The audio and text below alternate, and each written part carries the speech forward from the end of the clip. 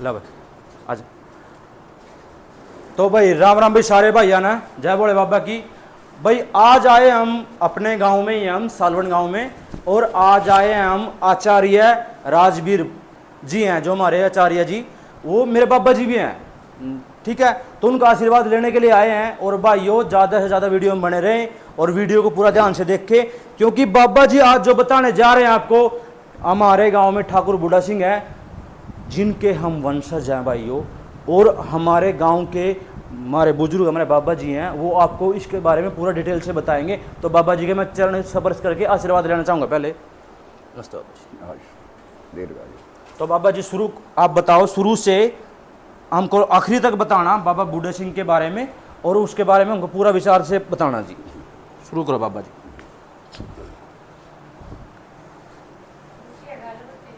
नहीं हाँ भाई का क्या नाम? विक्रांत है। देखिए आज मेरे पास ये पहुंचे हैं अपने मोहित राणा, जो पत्रकार है, युवा पत्रकार, गांव सालवन से हैं। और एक विक्रांत है युवा, ये भी अपना पत्रकारिता करते हैं, दोनों मिलकर करके। और इनका यहाँ पहुँचने पर बहुत बहुत स्वागत है। और आज ये चर्चा करेंगे ठाकुर बूढ़ा सिंह के विषय में, कुछ जानकारी प्राप्त करना चाहते हैं, वो हम इन्हें बताने का प्रयत्न करेंगे। आज हम चर्चा ठाकुर बूढ़ा सिंह के विषय में करेंगे। हमारे ये दोनों पत्रकार और मैं, हम उसी वंश से हैं, और मैं 11वीं पीढ़ी में हूँ। वहाँ से ठाकुर बूढ़ा, जब से गांव बसा था हमारा ये सालवन, तो इसी प्रकार से बूढ़ा सिंह के विषय में चर्चा करेंगे। सबसे पहले हम यहाँ से करते हैं इसका प्रारंभ कि ये घटना है 1694 की। 1694 ईस्वी में ठाकुर बूढ़ा सिंह मुखिया कहलाते थे। उस समय अंग्रेजी शासन काल था, उस समय मुसलमानों का शासन था, उस समय मुखिया बोलते थे, और अंग्रेजी शासन काल में नंबरदार बोलते थे। तो ये हमारे सालवन गांव के मुखिया थे ठाकुर बूढ़ा सिंह जी। और यहाँ के असंध और ये हमारे पड़ोस में लगता है जलमाना, शाह नवाज मुखिया थे असंध के, और यहाँ बरकत अली जो थे जलमाना के मुखिया थे। तीनों मिलकर के मालगुजारी, जिसको भूमि कर कहते हैं, वो दिल्ली में जमा करवाना होता था, वहाँ खजाने में जमा करवा करके आते थे हर 6 महीने के बाद। तो इसी प्रकार से वो अपने 3 घोड़ों पर सवार होकर ठाकुर बूढ़ा सिंह, शाहनवाज और बरकत अली, और सामने 3 उनके पास खच्चर थे, खच्चरों पर वो चांदी के रुपए जो थे भूमि कर था, उसको लेकर के वो जा रहे थे। कच्चे रास्ते थे, यहाँ से जा रहे थे, चल रहे थे। आपको मैं जानकारी के लिए बताऊं कि राजमार्ग था, जैसे सरहिंद है, फिर नरवाना है, फिर कैथल है, फिर राजौंद है, उसके आगे फिर असंध आता था, हमारा कस्बा है, फिर सालवन है, सालवन से फिर मतलोडा है, मतलोडा से राई को होते हुए ये राजमार्ग था जो दिल्ली पहुंचता था। तो ये भी इसी कच्चे रास्ते से जा रहे थे। हमारे यहाँ कुछ गवांड है, खातला गांव है, खातला, उससे थोड़ी 2 किलोमीटर की दूरी पर थे, रास्ते में चले जा रहे थे। उन्होंने रास्ते में क्या देखा, ठाकुर बूढ़ा सिंह की आगे नज़र थी, उस गांव में एक महिला वो कभी चढ़ती थी कभी उतरती थी। उसने देखा कि वो विचलित हुआ थोड़ा, और वहाँ गांव के नज़दीक जाकर के बोला, भाई ये महिला पता नहीं बार बार क्यों उतरती है और क्यों चढ़ती है। वहाँ जाकर के पता किया कि उसके यहाँ लड़की का विवाह है, और वो भात वाले उसके नहीं पहुँचे हैं, और वो आपको इसीलिए देख रही थी, ये कोई मुसाफिर राहगीर आ रहे हैं, हो सकता है हमारे भात देने वाले ही हों। तो वो वहीं पर बैठ गए। बैठने के बाद ये चर्चा चली, पता चला, तो उसने कहने लगा, बोल दे भाई उसको, तेरा भाई आया है, मैं ठाकुर बूढ़ा सिंह हूँ सालवन से, और लेकिन मैं भात भरूंगा। जब उसने मेरे को भाई कह दिया, मैं भात भरूंगा, तो वो तैयार होगी। उसने अपना वो पटड़ा रख दिया, पटड़े पे जिस समय वो खड़ा हुआ तो कहने लगा, भाई इसको प्रांत को पकड़ो आप, पूरी ताकत लगा करके मैं इसमें बात बढ़ना चाहता हूँ। तो उसने वो जो रुपए थे उसमें डाले, उस समय चांदी के रुपयों का चलन था, तो वो प्रांत हाथ से छूट गई। तो वहाँ तो बड़ा प्रसन्नता का भाव था, बड़े खुश हुए लोग, इसने तो नरसी जैसा बात भर दिया भाई, हाँ बहुत अच्छा किया, बहुत उसकी प्रशंसा हुई। लेकिन वो जिस समय उसको लेकर के फिर चले, वो उसका जो उसमें थे निकालने थे पैसे, उसके पैसे कुछ कम हो गए थे। और उसके जो साथी थे वो कहने लगे भाई हम भी इसमें थोड़ा थोड़ा हिस्सा आपके में डालते हैं कि नहीं नहीं कोई आवश्यकता नहीं, वो फिर तुम्हें भी सजा देगा राजा, मैं अकेला ही भुगत लूँगा जैसा कैसा होगा। तो राज दरबार में पहुंचा, हम भूमि कर लेकर के आए हैं साहब, मैं सालवन गांव का मुखिया बूढ़ा सिंह हूँ, सह नवाज असंद से हैं, बरकत अली जलमाना से हैं, हम पहले की तरह आते हैं इसी प्रकार से मिल करके तीनों, तो ये देखा जाए। तो उन्होंने चेक किया तो बोले भाई बूढ़ा सिंह का जो है खजाना वो थोड़ा है, वो तो पूरा नहीं लेकर आए, उसने पहले से तैयारी कर रखी, तो जानता था बादशाह सजा तो देगा ही, उसमें तो कोई बात है ही नहीं। तो उसने क्या काम किया, एक थोड़ा सा भूस की पोटली और एक चाकू लेकर के मेज पे रख दिया। बादशाह बोल दिया ये क्या है, कि मैं जो राज दरबार का गुनहगार हूँ, मैंने गलती की है, राज दरबार का जो खजाना था उससे मैंने कहीं प्रयोग कर लिया, हाथ में भर दिया, तो इसीलिए मैं ये आप सजा का हकदार हूँ, मैं मेरी चमड़ी उधेड़ के भूस भर दो इसमें जो आप सजा देना चाहो। तो बोला बड़ा निडर व्यक्ति है, उसके बहुत चक्का रह गया। बादशाह ने देखा वाह बड़ा निडर है, कहाँ से हो आप, कि मैं सालवन गांव से मडाड वंश से। वो मडाडों को पहले से ही जानता था बादशाह अकबर कि ये तो बड़े वैसे स्वाभिमानी व्यक्ति हैं और सूरवीर भी हैं, इन्होंने पहले भी लड़ाई लड़ी है। तो इसी प्रकार से उसने कहा भाई देखिए तूने गलती तो बहुत बड़ी की है, लेकिन तेरी बहादुरी को सलाम है और मैं तुझे अब की बार माफ़ करता हूँ, लेकिन आइंदा से ऐसी गलती नहीं करना, कि बार बार थोड़े करेंगे साहब, ये तो वहाँ भात भरना था, मैंने उसको भात में दे दिया इसलिए किया काम, ठीक है, उनको माफ़ कर दिया, वो गाँव में चले आए। ये घटना तो है 1694 की। और उसके बाद का आगे का मैं चर्चा करूँगा आपके सामने कि यहाँ सालवन गाँव जो है ये हमारे चोंडा सिंह ने 1280 में बसाया था। चोंडा का फिर एर साल, फिर गागड़, फिर भिखा, फिर लाचू, फिर मल्लू, फिर मटड़ा, फिर दादू, फिर जगता, फिर गंगादास, फिर ये बूढ़ा। तो ये उसमें हुआ 11वीं पीढ़ी में। तो 11वीं पीढ़ी में ठाकुर बूढ़ा सिंह मुझसे है, 10वीं पीढ़ी में मैं उनसे 11वीं पीढ़ी में हूँ। तो इसी प्रकार से ये फिर आगे हमारा गांव 26वीं पीढ़ी तक चल है इस समय विद्यमान। हाँ, तो इसी प्रकार वो वहाँ पर चर्चा में क्या कर रहा था कि उसने फिर क्या काम किया।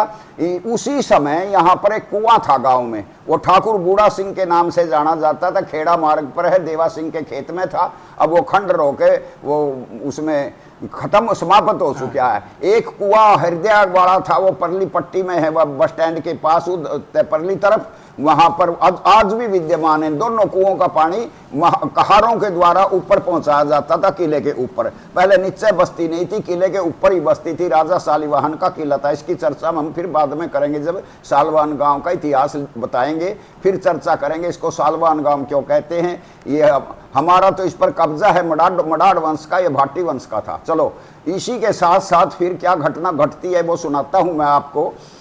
अजीब सी कहानी है कि जिस समय पहले ये माल गुजारी लेने के, भूमि कर लेने के लिए आते थे, उसको पीर बोलते थे। पीर आज भी कहते हैं, ऐसा क्या तू पीर पक रहा भाई।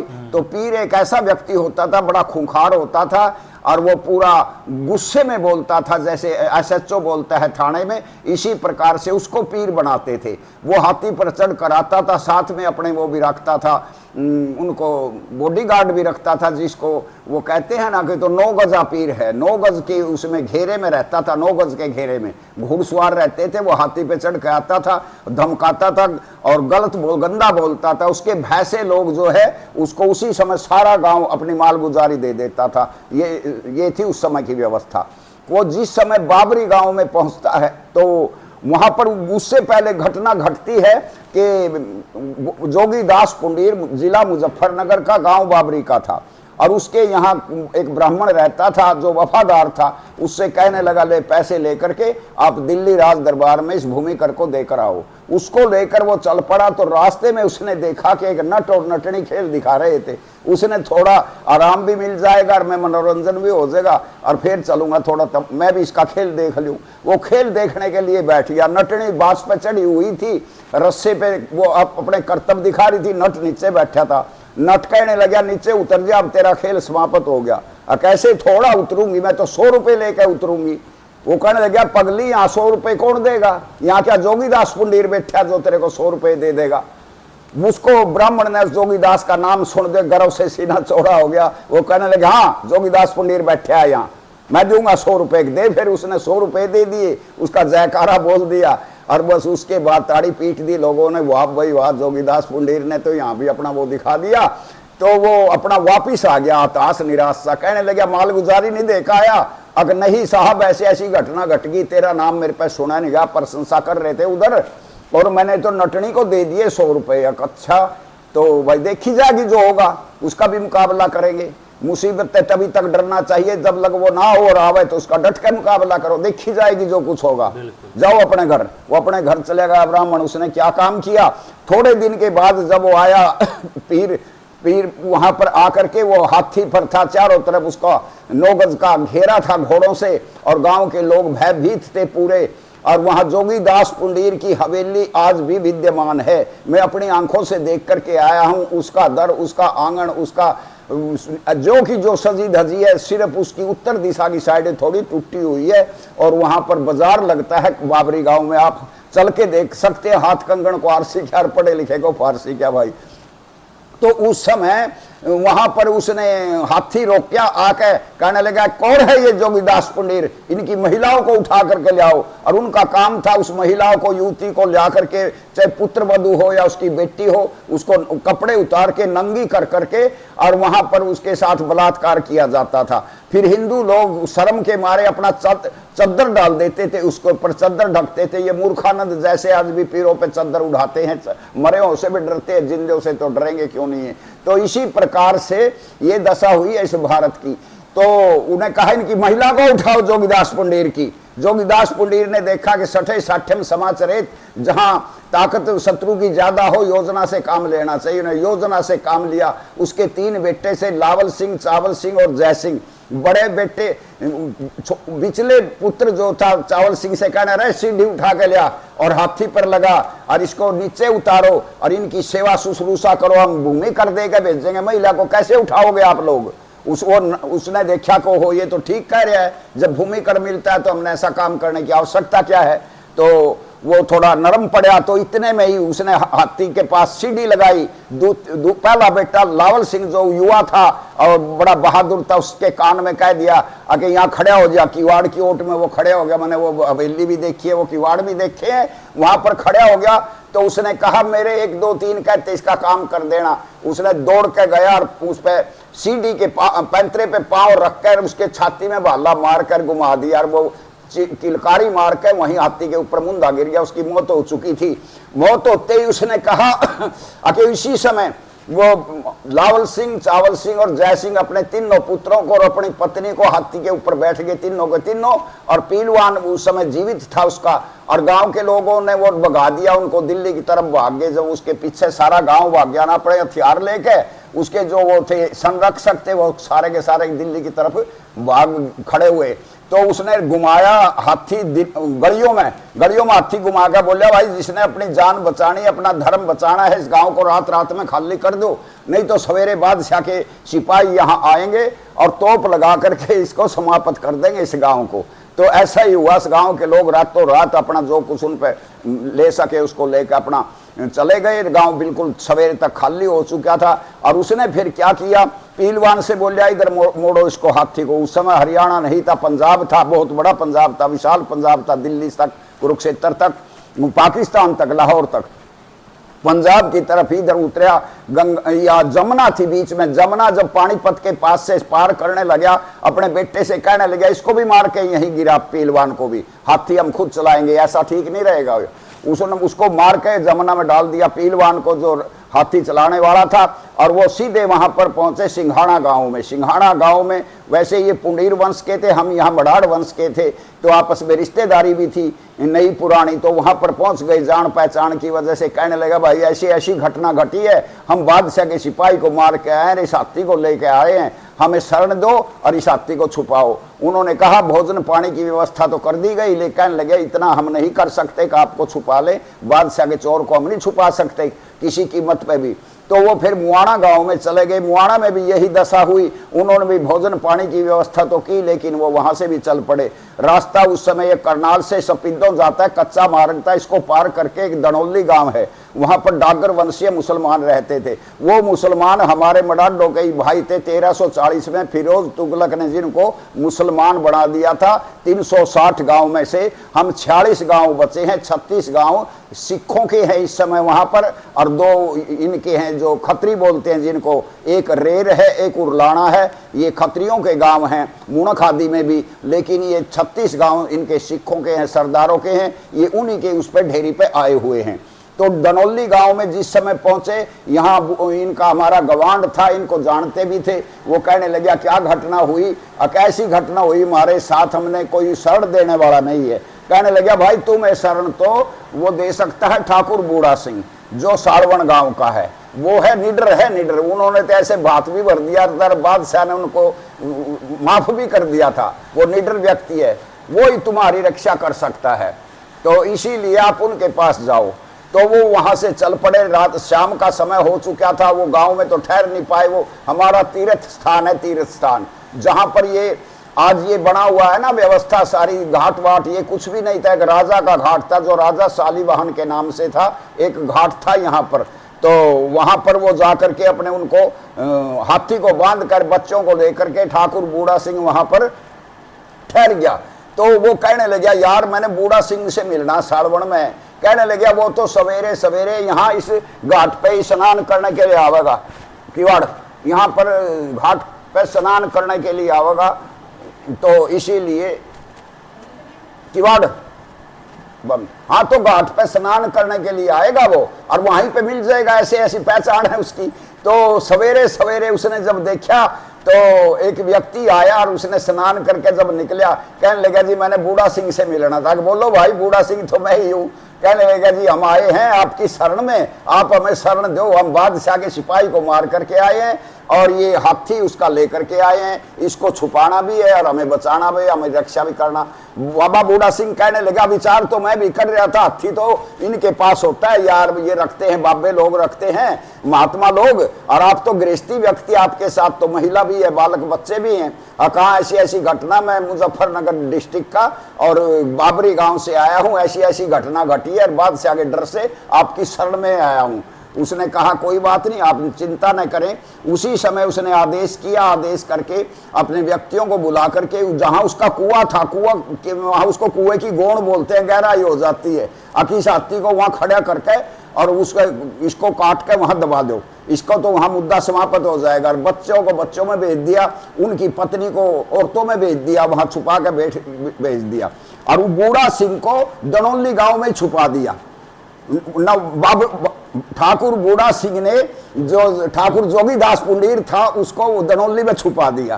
तो जिस समय 1-2 दिन तक वो पूछते पूछते आए यहाँ पर, एक तो हाथी था साथ में, दूसरा कत्ल का केस था, बादशाह का मुजरिम था, तो वो कैसे छुप सकता था। कहा इश्क मुस्क खांसी खुशक खैर खून मद्यपान, रहीमन छिपाए ना छिपे इनकी अलग पहचान। खून का केस था, हाथी की चोरी थी, वो कैसे छुपा सकते थे। उन्होंने सारी दनौली को जाकर के घेर लिया और उस पर तोप लगा दी रात में।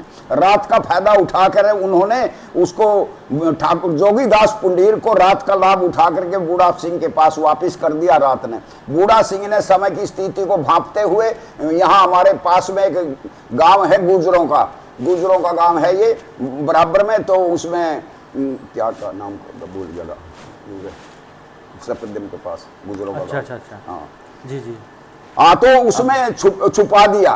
तो वहां भाई दूसरी बिरादरी का गांव है, वहां शक नहीं होगा, तो वहां पर उसको छुपाने के बाद और फिर वो चैनते रहे 2-3 दिन। लेकिन उनको जोगीदास पुंडीर ने उनको पता चला अगे भाई इसको हमको करने वाला तो ठाकुर बूढ़ा सिंह है। उन्होंने फिर आकर के सालवन गांव को घेर लिया। सालवन गांव को घेरने पे जब तोप लगाने लगे गांव पे, तो कहने लगा सुनो ये मैंने काम गांव निवासियों से पूछ के नहीं किया, ये मैंने अकेले ने किया है, अकेला ही मैं इसको भुगत भोगी हूँ, आप मुझे अरेस्ट करो, गिरफ्तार करो, इनका क्या कसूर है गांव वालों का। इसी प्रकार से उसको गिरफ्तार करके फिर दिल्ली ले जाते हैं ठाकुर बूढ़ा सिंह को, और दिल्ली ले जाने के बाद बड़ी बड़ी यातनाएं देते हैं, खोलता पानी डाला जाता है, गर्म सलाखों से उसको बीत दिया जाता है। तो वो बड़ा कष्ट हुआ, तो उसने कहने लगा ठीक है, मैं यातना ज़्यादा नहीं सहन कर सकता, मेरे साथ गाँव में चलो, मैं दे दूंगा आपके जोगीदास पुंडीर को। तो उसने यहाँ पर ले करके आए, फिर काफ़ी समय लगा, यहाँ पर आने के बाद फिर वो कह देता नहीं मैं देने वाला नहीं हूँ। उसको फिर वापस ले करके गए, फिर वही हाल हुआ, यातनाएं दी गई, वो फिर भी उसको स्वीकार नहीं किया।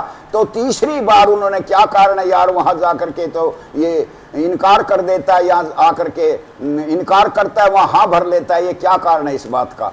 तो उन्होंने फिर यहाँ की मिट्टी मंगवाई, किसी के कहने पे मिट्टी नीचे डाल के, उसको नहीं पता था, उसमें खड़ा हुआ, कहने लगा सुन ले बादशाह अकबर, वो तेरे लिए चोर है, मेरा तो शरणागत है, मैंने उसको शरण दी है, हम शरणागत को कभी वापस देने वाले नहीं हैं। अच्छा तुझे पता है इसकी क्या सजा होगी, हम तेरे को आरे से बीचों बीच चीर देंगे जैसे मतीदास को चीरा था। कहने लगा कुछ भी हो, लेकिन मैं इसको देने वाला नहीं हूँ, अब विचार कर ले, मैं तेरे को कई गांव इनाम में दूंगा, सालवन गांव का नवाब बना दूंगा, तू मुसलमान बन जा, नवाब बनाऊंगा तेरे को, और जागीरदारी में दे दूंगा तेरे को, वहां बैठा राज करेगा सालवन के किले के ऊपर, और तो मेरी बात को स्वीकार कर ले, तुझे दिक्कत क्या है इस बात की, जब मैं तुझे अक्षमा करता हूं, लेकिन तेरे जोगीदास पुंडीर को तो देना ही होगा। कहने उसी समय ये स्थिति को भांप चुके थे। उस समय हमारे ठाकुर बूढ़ा सिंह की जो धर्म पत्नी राजबाला देवी थी, वो बड़गांव है उत्तर प्रदेश में, जिला मुजफ्फरनगर में, वहाँ की बेटी थी, बड़गांव की, गरीबदास की बेटी, और राजबाला उसका नाम था। ये अंकित है हमारे जगह भाटों की पुस्तकों में, ये कहानी हम वैसे नहीं बता रहे आपको, ये प्रमाणित है। तो राजबाला देवी उनका नाम था, और वो बड़गांव की थी, गरीब चंद उनके पिताजी का नाम था। तो वो भी साथ में गई, और रामचंद्र, ताराचंद, अणिराय, तीन बेटे थे, ये भी साथ में गए। अब हम देखते हैं हमारा आज मेरा पति को वहाँ कत्ल करेंगे, लेकिन माँ यहाँ कैसे रह सकती हूँ, वो भी अपने उसमें रथ में बैठ के साथ में वहाँ चली गई थी, राज दरबार में उपस्थित भी हुई। कहने लगा देखो बीवी, इसको ये तेरे पति को मनाओ, समझाओ, ये अपना वैसे ही अपने प्राण निछावर करता है, ऐसे अच्छा नहीं रहेगा, तू विधवा हो जाएगी, तेरे बच्चे अनाथ हो जाएंगे, तू इसको स्वीकार कर ले, मुस्लिम धर्म को स्वीकार करो, नवाब बना देंगे और जागीरदारी इतनी देंगे कि आप ऐश करोगे, मौज करोगे जैसे और दूसरे लोग भी करते हैं। तो उन्होंने कहा था कि नहीं, हम इसको परंपरा को नहीं तोड़ेंगे। जिस प्रकार के हमीर हट ने शरण दी थी ना, इसी प्रकार कामदन मुस्लिम लीग और मोहम्मद शाह को इसी प्रकार हमने शरण दी है। बादशाह तेरे लिए चोर हो सकता है, हमारे लिए तो ये शरणागत है, हम शरणागत को देने वाले नहीं हैं। मुझे मारकर तुम मेरा क्या करोगे, मैं फानी नहीं हूँ, फना क्या करोगे, हथेली पे सिर में लिए फिर रहा हूँ, भला सिर तुम मेरा जुदा क्या करोगे। तो इसी प्रकार से राजबाला देवी ने भी कह दिया, अक्षत्रिय धर्म को कलंक लग जाएगा, इसलिए हम कलंक नहीं लगाना चाहते। पानी से पतला कौन है, कौन भूमि से भारी, अग्नि से बढ़कर कौन चीज, कौन काजल से कारी। पानी से पतला ज्ञान है, पाप भूमि से भारी, अग्नि से बढ़कर क्रोध है, और कलंक काजल से कारी। महाराज हम कलंक नहीं लगाना चाहते राजपूत कुल को, इसीलिए अपने प्राणों पर न्यौछावर हो जाएंगे, लेकिन उसको हम देने वाले नहीं हैं, आपकी मर्जी जो करना सो करो। तभी कहने लगा तो ठीक है, इसको इसका इंतजाम किया जाए, इसको वहां से इसका वो आरे से चीरा जाएगा। कहने लगा तो फिर ऐसा कर, तो अंतिम इच्छा बता तेरी क्या है। जब अंतिम इच्छा पूरी पूछी गई तो वहां पर गांव के लोग भी साथ में गए थे, उनकी धर्म पत्नी भी गई थी, उनके तीनों बेटे भी वहीं पर खड़े थे। कहने लगे बादशाह सलामती, आपने ठीक पूछ लिया, मेरी अंतिम इच्छा पूरी करो तो वचन दो। उन्होंने वचन दे दिया, जो मांगोगे वही मिलेगा, केवल आपके प्राण नहीं दे सकते, हम इसको तो बख्श नहीं सकते, लेकिन और मांगोगे वही मिलेगा। कहने लगा पहली तो मेरी ये इच्छा है कि जो ये जोगीदास पुंडीर का परिवार है, जिसकी वजह से मैं बलिदान दे रहा हूँ, आप उनको नहीं छेड़ोगे, उनके कुछ नहीं कहोगे, उनकी प्राण रक्षा करोगे, उसकी पत्नी की, उसकी बच्चों की और जोगीदास पुंडीर की, उनको आप कुछ नहीं कहोगे। एक तो ये वचन है मेरा, और दूसरा वचन मेरा उनका गांव वालों से है। उन्होंने कहा जोगीदास, मेरे तीन बेटे हैं, हो तुम रामचंद्र, तारीचंद और अणिराय, और तुम्हें ये चौथा बेटा मान करके शरण देनी है, वहां पर रखना है, और किले के ऊपर इसका मकान बनवाना सुरक्षित स्थान पे, और इसको मेरी जमीन का चौथा भाग देना है, कि जो चौथा भाग 1000-2000 बीघा जमीन जो दी थी 1000 बीघा जमीन साड़वण में है, 1000 बीघा पधाना में है, और वहाँ पर उनको रहने की भूमि भी दी है, और उनके जो बाड़े हैं वो भी दिए हैं, और उसको जो चौथा हिस्सा, 3 हिस्से उनके थे, वही चौथा हिस्सा उसको लगातार देते रहे, मिलता रहा। तो इसी प्रकार से ये हुआ। और उसने फिर भी वो कहा ना, कटते कटते मर मिटा लेकिन न छोड़ा आन को, धब्बा न लगने दिया वीर ने राजपूती शान को, और मिटा गए हंसते हंसते अपनी जवानी को, और कलेजा फट न जाए सुनकर उन वीरों की कहानी को। और जमाना हमें मिटा सके, जमाने में इतना दम नहीं, जमाना हमसे है दम जमाने से हम नहीं। और जो मैं कहानी आपको सुना चुका हूँ इसके विषय में, अब देखिए इस साइड आ गया जी बताइए। अब देखिए मैं आपको ये बताऊंगा कि ये कपोल कल्पित बात तो नहीं है कि कहीं से वैसे ही यहाँ बैठ। बिल्कुल जी बिल्कुल। देखिए ये मैं आपको बताना चाहूंगा, ये ठाकुर बूढ़ा सिंह हैं, ये अपने घोड़े पर सवार हैं। ये बरकत अली है, शाहनवाज है, ये असंध से है, ये जलमाने से है, ये ठाकुर बूढ़ा सिंह सालवन से हैं। ये तीनों अपने घोड़ों पर सवार हैं। ये तीनों खच्चरों पर अपने मालगुजारी की रकम लेकर जा रहे थे। ये खातला गांव में ये पटड़े पर खड़ा ठाकुर बूढ़ा सिंह है। खातला गांव की ये महिलाएं इनका स्वागत कर रही हैं, भात का टिक्का करके इन्होंने भात दिया है। ये बताया मैंने 1604 की घटना है ये। और इसी प्रकार से फिर जब वो घटना घटी, ये जोगीदास पुंडीर की ये हवेली है बाबरी गांव में, आप भी जाकर के देख सकते हैं। ये उसका दर लगा हुआ या हवेली है।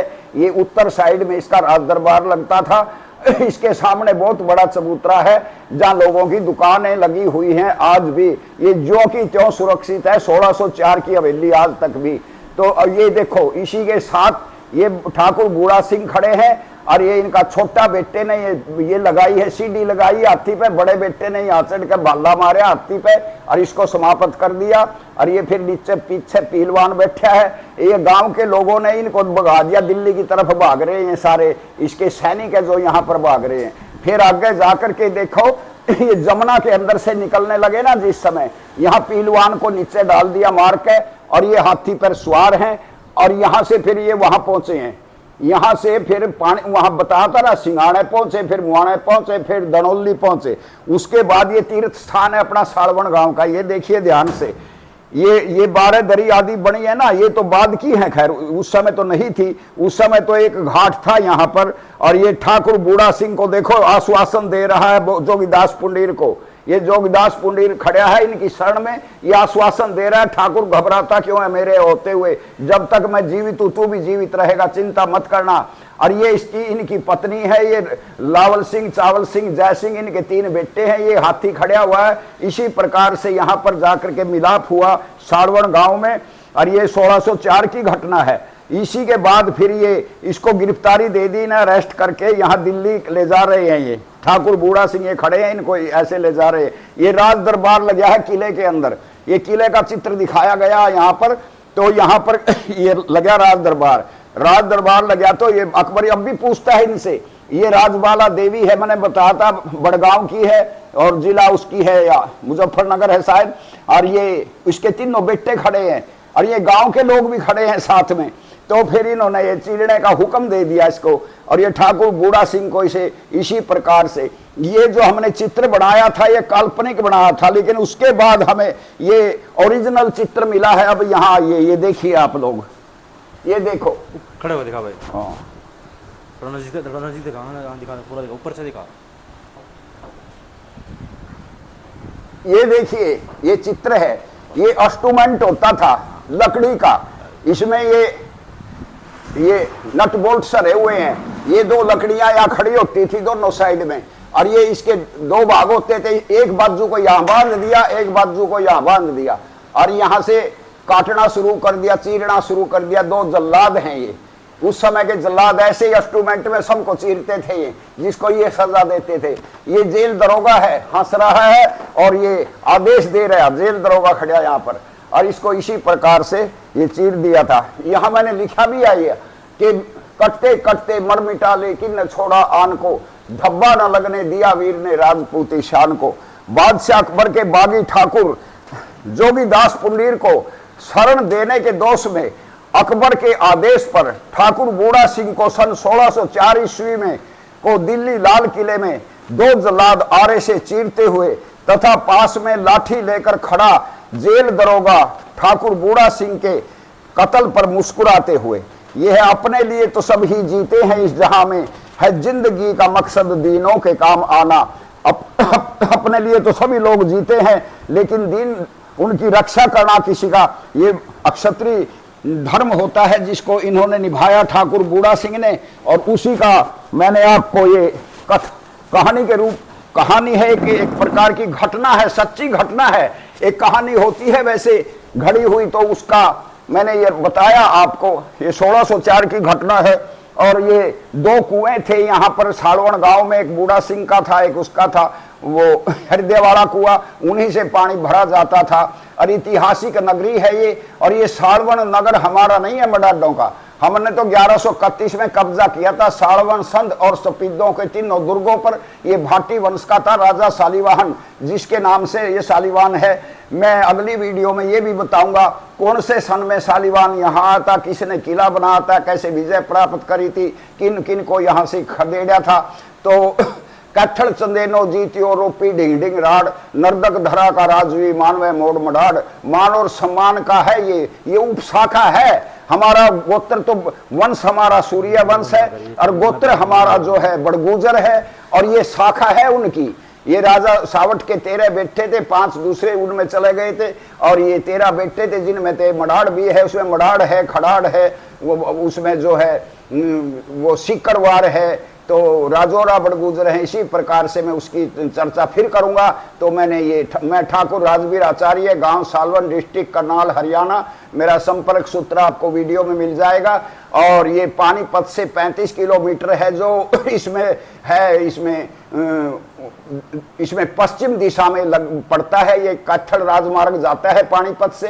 ये हमारा ऐतिहासिक गांव है और कुरुक्षेत्र की भूमि में है, जहां बड़ा युद्ध हुआ था। 5126 वर्ष पहले बड़ा भयंकर युद्ध हुआ था, जिसमें 39,36,600 लोग मारे गए थे। तो मैं इन्हीं शब्दों के साथ दूसरी वीडियो में इसी प्रकार से बारी बारी चर्चा करते रहेंगे, हर विषय की चर्चा करेंगे।